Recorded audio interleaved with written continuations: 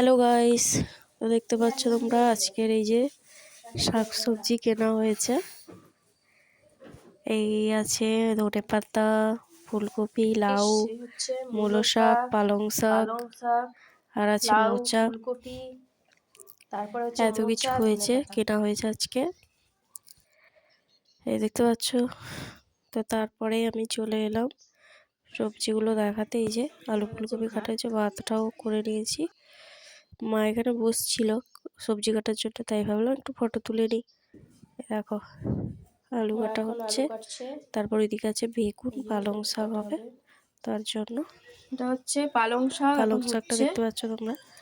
এদিকে আছে তারপরে এদিকে আছে মাছ, মাছ দিয়ে হবে ফুলকপির ঝোল। এই পালং শাকটা তরকারিটা করে নিয়েছি আমি।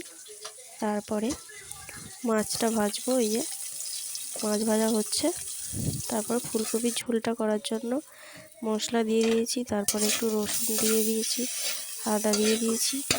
সব কিছু মিশিয়ে ভালোভাবে নেড়ে চেড়ে দিচ্ছি। যেহেতু অল্প একটু মশলা দিয়েছি, কারণ তেল মশলাটা বেশি একটু খাওয়া হয় না বাড়িতে, আর একটুখানি তরকারি হবে তার জন্য, তো ঝোল হবে তার জন্য বেশি মশলা দিইনি।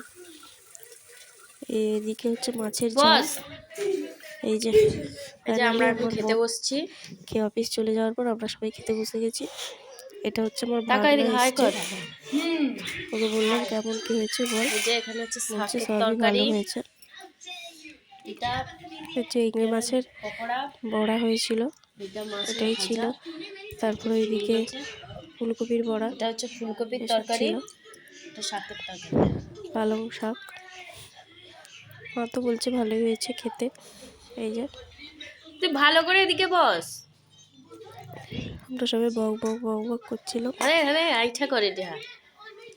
দেখো খাওয়ার সময় বেশি কথা বলি আমরা, যেহেতু আমরা সবাই জানি কিন্তু যে খাওয়ার সময় বেশি কথা বলতে নেই, কিন্তু আমরা খেতে বসে অনেক কথা বলি, কারণ আমরা তো বাঙালিরা খেতে বসে কথা বলবে না তা কি আর হয়।